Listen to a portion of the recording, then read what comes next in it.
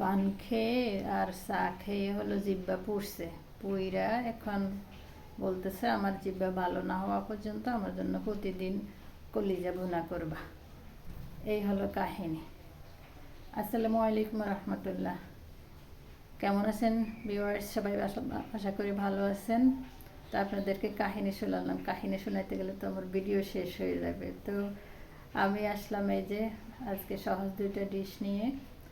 যেমন কলিজা তো আমার জামাই রেসিপি দিছে রান্নার জন্য, আর পাশাপাশি আমি বেগুন ভাজবো। তো আগে আমি সবগুলা কী বলে সবজিগুলো কেটে নিছি। বেগুন, পেঁয়াজ, আলু ছুলে নিলাম। বেগুনটাকে আমি হলো কি একটু দুই পালি করে কেটে নিলাম। কলিজা প্রসেস করতে তো সময় লাগবে, এই জন্য।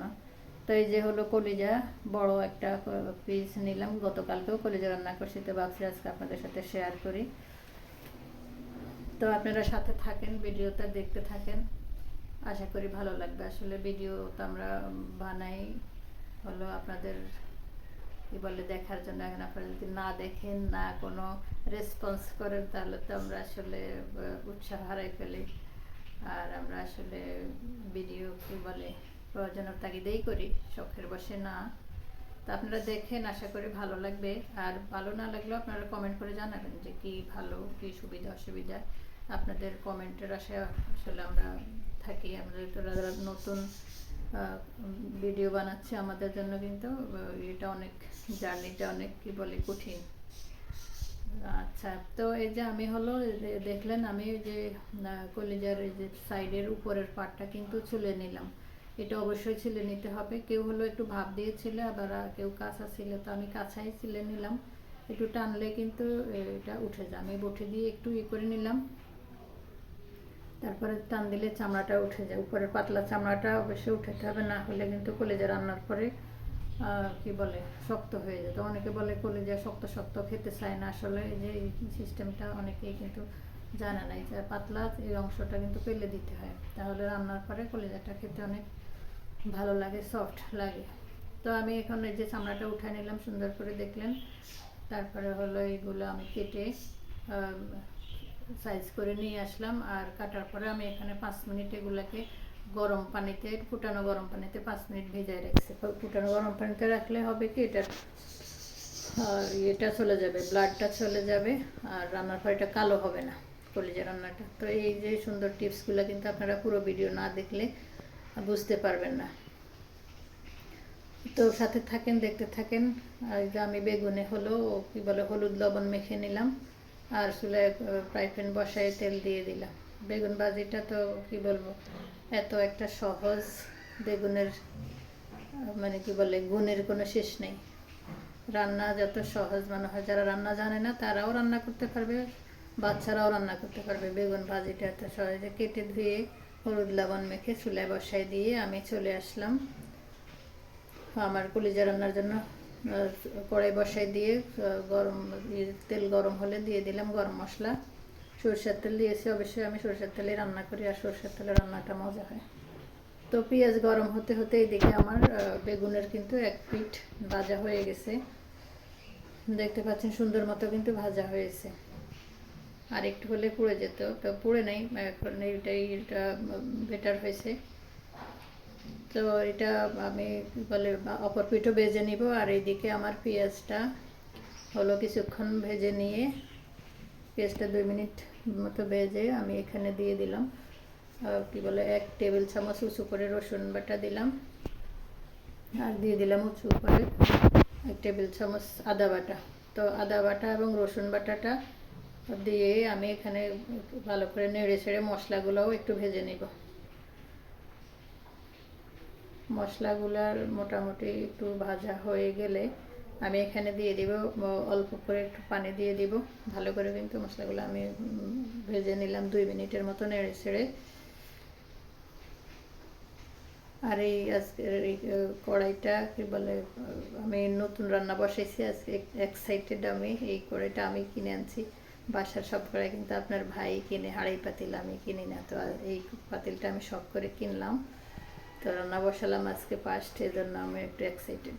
যাই হোক, তো আমি পানি দিয়ে গুঁড়া মশলা দিয়ে দিলাম, হলো হলুদ, আর মরিচ তো সামান্য হাফ চা চামচ মরিচ দিলাম আমি। ওই যে ঝাল খেতে পারবে না, ঝাল ছাড়াই রান্না করতে হবে, তো একটুখানি না দিলে তো ভালো লাগবে না, এই জন্য হলুদ দিলাম আর হাফ চা চামচ মরিচ দিলাম। আপনারা আপনাদের প্রয়োজন মতো বা স্বাদ মতো মরিচটা দিবেন, যে যতটুকু ঝাল খান। আর লবণ আর দিয়ে দিলাম আমি 1 চা চামচ জিরের গুঁড়া দিলাম।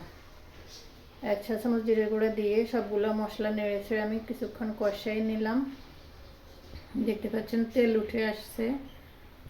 তো এখন আমি এখানে কেটে রাখা কলিজাগুলো দিয়ে দিলাম। সুন্দর দেখতে পাচ্ছেন কলিজাগুলো কিন্তু গোশতের মতো দবদবে সাদা হয়ে গেছে। কলিজা যে কালো থাকে ওটা কিন্তু দেখতে ভালো লাগে না। তো গরম পানিতে অবশ্যই আপনারা এটাকে ইয়ে করে নেবেন, ডাইরেক্ট না রান্না করে, তাহলে এটা দেখতে সুন্দর লাগবে, খেতেও ভালো লাগবে। তো এই যে আমি সবগুলো কলিজা দিয়ে নেড়ে ছেড়ে হলো এগুলোকে ভালো করে মিক্স করে নিলাম। মিক্স করে এখানে ঢাকনা দিয়ে আমি 5 মিনিট এগুলোকে কষাবো। 5 মিনিট এগুলো কষাতে কষাতে আমার বেগুন ভাজাটার কী অবস্থা দেখতে পাচ্ছেন, বারবিকিউ হয়ে গেল কিনা আল্লাহ জানে। দেখি কি অবস্থা। এই মাশাল্লাহ সুন্দর মতো হয়েছে, কিন্তু বারবিকিউ হয়নি, বাঁচে গেল, ঠিক মতোই হয়েছে। এর চেয়ে বেশি হলে কিন্তু নিশ্চিত বারবিকিউ হয়ে যেত। তো যাক, আর বাজা যাবে না, বারবিকিউ করতে চাচ্ছি না আমি। এটাকে এখন আমি উঠাই নিচ্ছি, সবগুলো বেগুন আমি উঠাই নেব এখন। এই দেখতে পাচ্ছেন সবগুলো বেগুন কিন্তু আমি প্লেটে উঠাই নিলাম। 1 ফিট একটু ডার্ক হয়েছে আর 1 ফিট লাইট হয়েছে, সুন্দর হয়েছে আলহামদুলিল্লাহ। এত সহজ এবং এত মজার বেগুন ভাজিটা সবাই পছন্দ করে, ছোট বড় সবাই। তো এইদিকে আমি 5 মিনিট কষাই নিলাম। 2 মিনিট কষাই নিয়ে এখানে আমি হলো নেড়ে ছেড়ে দিচ্ছি। এখানে দেখতে পাচ্ছেন কলিজা থেকে ঝোল বের হয়েছে, অনেকখানি ঝোলও বের হয়েছে, আর কিছুটা কষানো হয়ে গেছে। আমি এখানে আগুনটা একটু বাড়াই দিয়ে আরও 2 মিনিট কিন্তু ঢাকনা ছাড়া কষাই নেব। আগুন বাড়াই দিয়ে আমি আরও 2 মিনিট কষাই, দেখবো একটু তেল উঠে আসে, আমি দিয়ে দিব এখানে আলু দিয়ে দিব। আলুটা একটু বেশি দিতে চাইছি আমি, কলিজার সাথে আলুটা কিন্তু খুব পছন্দ করে। আলুটা মানে শেষ হয়ে যায়, কলিজা থেকে যায়, সবাই আলু পছন্দ করে, বড়রা ছোটরা সবাই। যাক, আলুগুলো আমি দিয়ে আবার আরেকবার নেড়ে ছেড়ে আমি এখানে ঢাকনা দিয়ে দিলাম, কষাই নিলাম 2 মিনিট। মাঝখানে কিন্তু আমি একবার উঠিয়ে তেজপাতা দিয়ে দিলাম এবং নেড়ে দিয়ে দিলাম। তেজপাতাটা দিতে মনে থাকে না, তো মশলা দেই তরকারিতে, কিন্তু তেজপাতার কথা মনে থাকে না। তো এখন এই যে অনেক ইয়ে করে তেজপাতাটা আমি অ্যাড করলাম আজকে, তেজপাতাগুলো বাসা থেকে হয়ে যাচ্ছে। তো আমি আরও কিছুক্ষণ নেড়ে চেড়ে কষাই, শুকনো শুকনো করে কষাই নিয়ে এখন এখানে ফাইনালি পর্যাপ্ত পরিমাণ পানি দিয়ে দিলাম। আমি বেশি মাখা মাখা করবো না, শুকনো শুকনো করবো না, একটু ঝোল ঝোল রাখবো হালকা, যেহেতু আমার ডাল রান্না করবো না। তো এই যে আমি ঝোল দিয়ে ভালো মতো বলক আসলে এখানে দিয়ে দিলাম শাহি গরম মশলা পাউডার। এটা আমার বাসায় ছিল, আপনারা অবশ্যই দিতে চেষ্টা করবেন, দিলে অন্যরকম একটা ফ্লেভার এবং টেস্ট আসে। তো আমি শাহি গরম মশলা দিয়ে দিলাম 1.5 টেবিল চামচ পরিমাণ, আর দিয়ে দিলাম 2টা মাত্র কাঁচামরিচ, যেহেতু আমি ঝাল কি বলে দিতে পারতেছি না, চাইলেই বেশি করে। আমার রুচি মতো তো হবে না, সবার সুবিধা মতো রান্না করতে হবে। তো এই যে রান্না আমি আরও 2 মিনিট কষাইয়ে এগুলোকে মাঝখানে ঢাকনা উঠাইয়ে আমি দিয়ে দিলাম কিছুটা কাঁচা পেঁয়াজ দিয়ে দিলাম। রান্নার শেষের দিকে বা মাঝামাঝি কাঁচা পেঁয়াজটা দিলে স্বাদটা আরও বেশি বৃদ্ধি হয়। শুরুতে তো পেঁয়াজ দিয়ে বসালাম, মাঝখানে কাঁচা পেঁয়াজ দিয়ে আমি আরও 2 মিনিট এগুলোকে 2-3 মিনিট রান্না করে নিলাম শেষের দিকে। আর 2-3 মিনিট রান্না শেষে আমি এখানে উঠিয়ে দিয়ে দিলাম কি বলে ভাগাড় দিয়ে দিলাম। তো অবশ্যই কিন্তু কলিজা ভাজির শেষের দিকে আপনারা ভাগাটা দিতে চেষ্টা করবেন, এতে কলিজা ভাজির টেস্টটা মানে অনেক ভালো আসে।